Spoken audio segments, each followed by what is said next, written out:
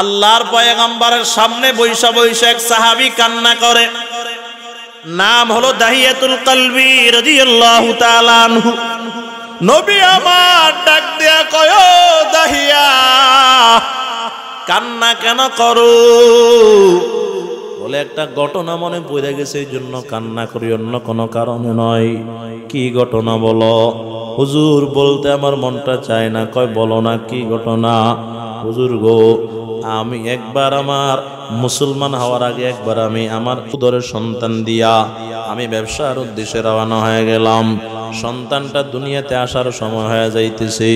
যাওয়ার সময় বলেছিলাম, এই সন্তান যদি ছেলে হয় তাহলে রাখবা, মেয়ে হইলে মেরে ফেলবা, আমি যেন তার চেহারা আইসা না দেখি। আমি তো ব্যবসায় চলে গেলাম। যাওয়ার পরে আমার ব্যবসা শেষ হওয়ার পর আমি যখন দেশে ফিরে আসি, তখন বিবি সন্তান পেটে নাই, সন্তান প্রসব করে ফেলছে। আমার বিবিকে আমি আর কেউ জিজ্ঞাসা করতেছি না। মনে করলাম যে মেয়ে হয়েছে, এই জন্য মেরে ফেলছে, কোনো ছেলে মেয়ে আমি দেখি না। দিন যায় রাত যায়, দিন যায় রাত যায়। হঠাৎ করে একদিন আমার বিবি আমার সামনে এসে কয়, স্বামী গো, একটা কথা বলতাম, রাখবেন কিনা? কয়, রাখমু। বলো। কয়, না, ওয়াদা করতে হবে, রাখবেন নে? কয়, রাখমু। বলো। ও প্রাণের স্বামী, আপনি যখন ব্যবসার জন্য বাহিরে দেশে গিয়েছিলেন, তখন আল্লাহ আমাকে একটা কন্যা সন্তান দান করেছিল, করলা কি এটা? কয়, স্বামী, যদি মানেন তাহলে বলবো করলাম কি? অবশ্যই মানবো। বলো। কয়, মেয়েটারে আমি মারি নাই তো করছো কি? এই মেয়েটারে আমি তার নানুর বাড়িতে পাঠাইয়া দিছি, আপনি আসলে আমি জানি তারে মেরে ফেলবেন, এই জন্য আমি আর তারে রাখি নাই, তার নানার বাড়িতে পাঠাইয়া দিলাম। মেয়েটা এত সুন্দর, তার চেহারার দিকে তাকাইলে আপনার কলিজাটা ঠান্ডা হয়ে যাবে। স্বামী গো, যদি ওয়াদা করেন মারবেন না, তাহলে আমি আপনার সামনে তারে নিয়ে আসবো। কয় যে, আমি ওয়াদা করলাম তারে মারবো না, আমি ওয়াদা করলাম তারে মারবো না। ঠিক আছে, আমি নিয়ে আসবো। এরে বাজান, খেয়াল করেন, মেয়েটাকে নিয়ে আসছে। মা ভয়ে ভয়ে সময় কাটায়। বাবা, সত্যিকার মেয়েটার চেহারার দিকে তাকানোর পর একটা মায়া লাগে গেছে। চেহারা তো বড় সুন্দর। আব্বা কয়, না না, আর তোমারে মারবো না, তুমি নিশ্চিন্তে আমার সাথে চলতে পারো। এর বাজান, মেয়ে আব্বার সঙ্গে চলে। ছোট্ট মেয়ে আব্বু কয়া ডাক দিলে আব্বুর কলিজাটা ঠান্ডা হয়ে যায়। এর বাজান, বাবার কাছে বড় মায়া লাইগা গেল। হঠাৎ করে একদিন বাজারের দিকে রওনা হয়ে গেছে। দাহিয়া বলে, হুজুর, আমি যখন বাজারের দিকে রওনা হয়েছি, আমাকে শয়তান ওয়াসওয়াসা দিয়ে, রে দাহিয়া, যদি বাজারে যাস, তোরে তো মানুষে মেয়ের বাবা কয়া ডাক দিবে, তখন তোর কাছে বড় লজ্জা লাগবে। আগে মেয়েটারে মার, তারপরে তুই বাজারে যা। হুজুর গো, সামন দিকে আমি পাও আগায়, কিন্তু পাও সামনে আগায় না, আমার পাও কেমন যেন পিছনের দিকে চলিয়া যায়। আবার সামন দিকে আগায়, পাও কেমন যেন পিছনে চলিয়া যায়। আমি আর সহ্য করতে পারি না, বাড়ির দিকে রওনা হয়ে গেছি। আমি আমার বিবিকে বললাম, ও প্রাণের বিবি দাহিয়া, বিবিরে ডাক দিয়া কয়, বিবি গো, মেয়েটারে সুন্দর করে সাজায়া দাও। বলে, কেন গো স্বামী, কেন সাজায়া দিব? তারে নিয়ে দাওয়াতে যাব। আম্মা তো খুশি হয়ে গেল, আমার মেয়েকে নিয়ে তার বাবা দাওয়াতে যাবে। এরে বাজান, সাজায়া দিলেন। ছোট্ট মেয়ে হাঁটতেছে, আব্বু আব্বু কে ডাকে, বাবার সাথে হাঁটতে আছে। মেয়েটাও খুশি, আমার আব্বা আমার দাওয়াতে নিয়ে যাবে। এরে বাজান, আপনার মেয়ে হয়েছে যাদের, তারা বুঝবেন। ছোট্ট মেয়ে যখন আব্বু কয়া ডাকে, আব্বুর হাত ধরিয়ে ধরিয়ে হাঁটে, তখন কেমন মায়া লাগে। দাহিয়া বলো, হুজুর, চেহারার দিকে তাকাইলে বড় কষ্ট হয়, তারে আমি কোথায় নিয়ে যাইতেছি, কিন্তু মনকে বুঝাইতে পারি না। আমি রওনা হয়ে গেলাম। ছোট্ট একটা কুড়াল হাতে নিয়া আমি আবার রওনা হয়ে গেলাম। যে রাস্তা দিয়ে হাঁটতাম, রাস্তা যখন সারিয়া ভিন্ন দিকে রওনা হয়ে গেলাম। মেয়ে আমার, আব্বু উল্টা পথে কোথায় যাইতে আছেন? আব্বু গো, সেদিকে কেন যাইতেছেন? কয়, চুপ থাক, কোনো কথা বলিস না। ও হুজুর, রওনা হয়ে গেলাম। যাওয়ার পরে এমন জায়গায় চলে গেছি সেখানে কোনো মানুষ নাই, কোনো ঘর নাই, কোনো বাড়ি নাই। মেয়েটারে আমি দাঁড়া করাইয়া এবার বালি খনন করা শুরু করে দিলাম। আমার ছোট্ট মেয়ে ডাক দিয়ে কয়, আব্বা দাওয়াতে কি যাইবেন না? কোথায় নিয়ে আসছেন? এখানে এত কষ্ট করে গর্ত কেন খনন করতেছেন গো বাবা? পয়গম্বরকে বলে, হুজুর যখন আমি ঘামিয়ে যাইতাম গরমের কারণে, আমার ছোট্ট মেয়ে নিজের ওড়না দিয়ে আমার চেহারাটা মুছিয়ে দিতে আছে, আর বলে আব্বা এখানে কেন এত কষ্ট করি আপনি গর্তটা করতেছেন? কে শুনে কার কথা আমি গর্ত করতেই আসি। বলছি মা গো, একটু পরেই দেখতে পাইবা কেন এখানে গর্ত করতে আসি। এরে বাজান দাহিয়া বলে, গর্ত যখন সম্পন্ন করে ফেললাম, আমার মেয়ে শুধু বলে আব্বা দাওয়াতে কি নিবেন না আমারে কি দাওয়াতে নিবেন না? এরে বাজান আজকে আপনার ছোট্ট মেয়ে যদি একদিন বলে আব্বা আমার জন্য কি মিষ্টি আনবেন না, আব্বা তো এমন টাকা না থাকলে কর্জ করে হলেও মিষ্টি নিয়ে আসবে, আমার মেয়ে মিষ্টি খাইবে বলছে। কিন্তু দাহিয়া বলে এতবার আমারে আব্বা আব্বা কয়া ডাকে, দাওয়াতের কথা বলে, কিন্তু আমার মন নরম হইতেছে না। এবার মেয়ে একদিকে দাঁড়ায় রয়েছে, আমি গর্তটা পরিপূর্ণ করে নিলাম। ডাক দিয়া বললাম, ও মেয়ে আয় দেখা যা গর্তের ভিতরে কি দেখা যায়। আমি যখন তারা গর্তের কিনারায় পাইলাম, মেয়েটা নিচের দিকে তাকায় দেখতেছে গর্তের ভিতরে কি দেখা যায়। অমনি বাবা আমি একটা ধাক্কা দিয়ে মেয়েটারে গর্তের ভিতরে ফালায়া দিলাম। ওই গর্তের ভিতরে পড়িয়া যখন পাথর মারা শুরু করছি, মেয়েটা ডাক দিয়া কয়, আব্বু কি হইছে? আমার কি অপরাধ? কেন আপনি আমারে পাথর মারতেছেন? পয়গম্বর এক একটার পর এক একটা যখন পাথর মারতে মারতে মেয়ের গলা পর্যন্ত করে ফেললাম, আমি তাকায় দেখতেছি আমার মেয়েটা রক্তে রঞ্জিত হয়ে গেছে। মেয়ে শুধু ডাক দিয়ে, আব্বু এটা নি দাওয়াত, আব্বু এটা নি দাওয়াত, এটার জন্য নিয়ে আপনি আমারে আনছেন। আব্বু গো আর কোনোদিন আপনারে আমি আব্বু কইয়া ডাকবো না। আপনি যদি আমার কারণে লজ্জা পান, আমি আপনার বাড়িতে আর কোনো দিন যাব না। ও আব্বা আপনি আমার শুধু জানটা ভিক্ষা দেন, আমি আপনার বাড়িতে আর কোনো দিন যাব না। দাহিয়া বলে, পয়গম্বর আমার মন একটু নরম হইল না।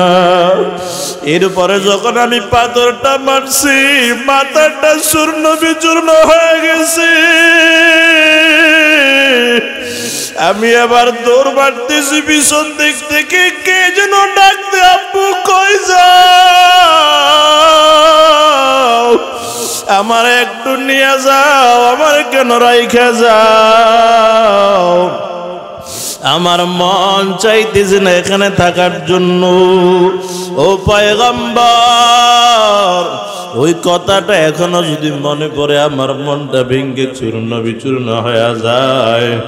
আমার মেয়েকে আমি কত কষ্ট দিয়েছি। পয়গম্বর বলে, দাহিয়া এখন তুমি কি বলতে চাও?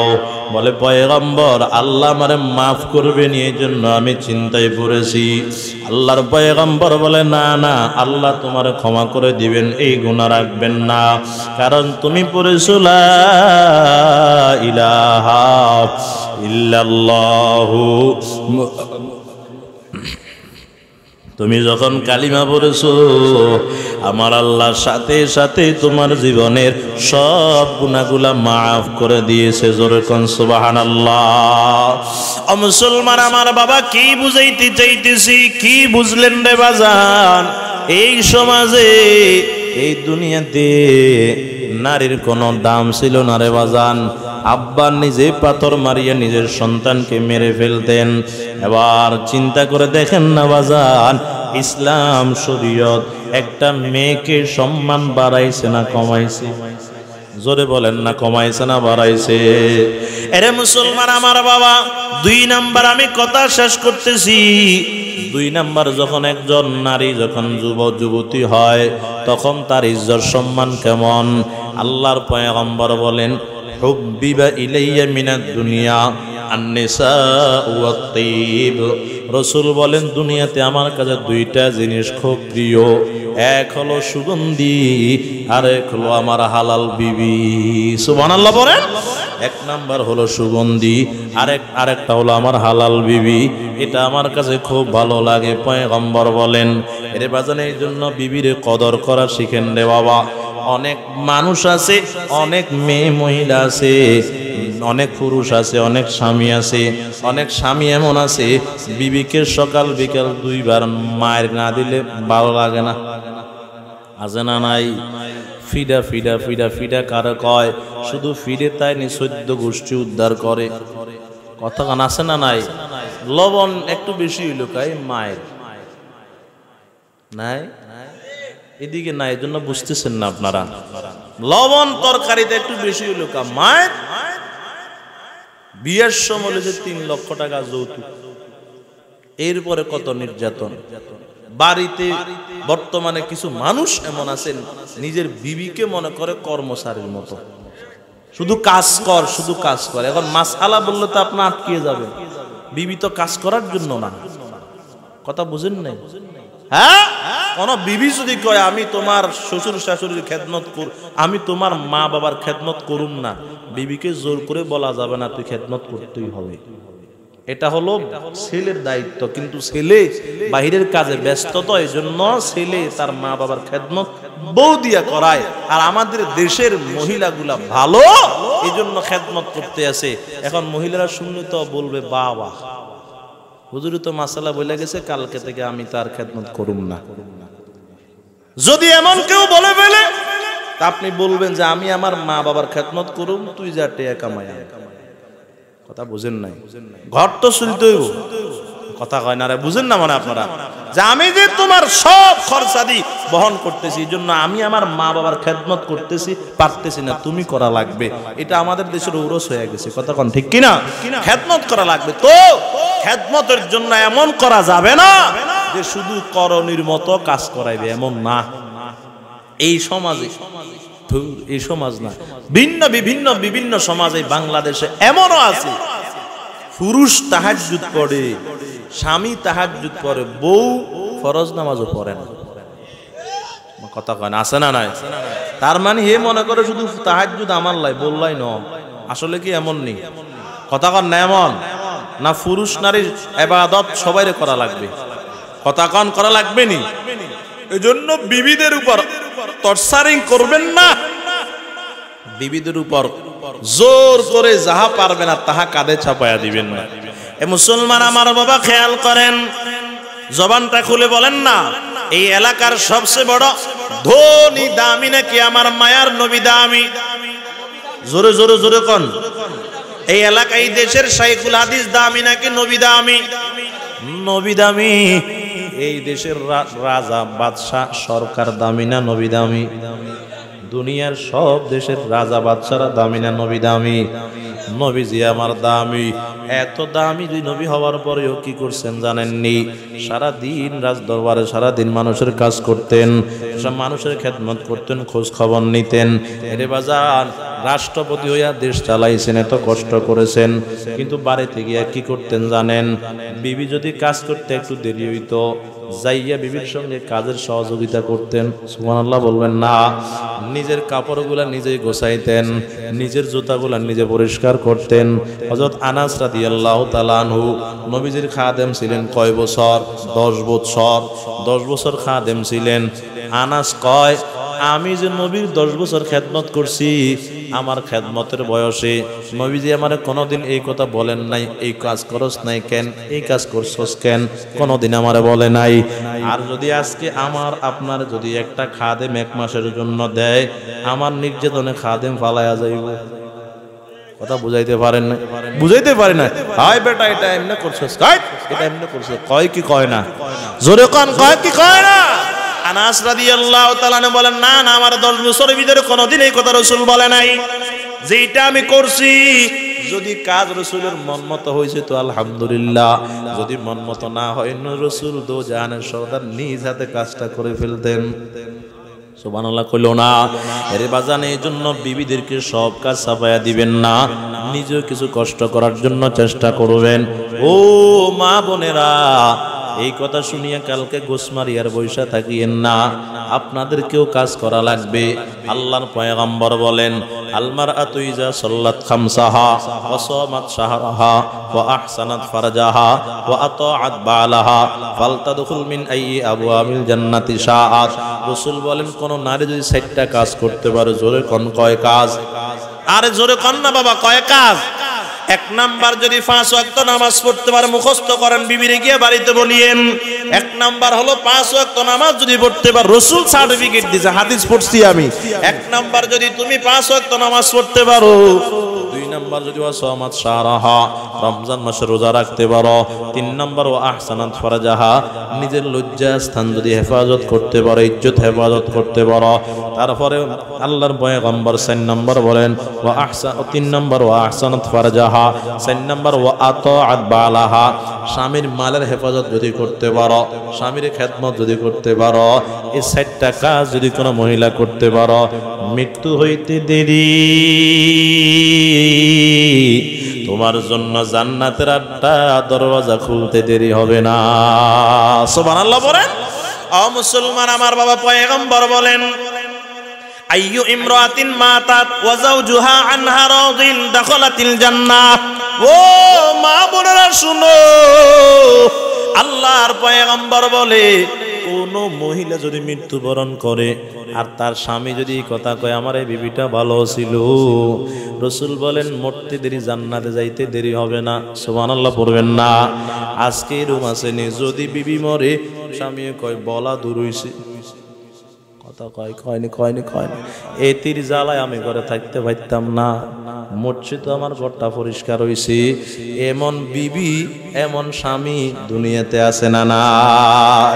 এ মা বোনেরা, যদি আল্লাহর জান্নাত পাইতে চান, পয়গম্বর বলে, দুনিয়াতে যদি মানুষকে মানুষ সেজদা করা জায়েজ রাখতো, খেয়াল করেন বাবা, মানুষকে মানুষ সেজদা করা যদি জায়েজ থাকতো, তো আমি রাসূল বলতাম, ও বিবিরা স্বামীদেরকে সেজদা করো।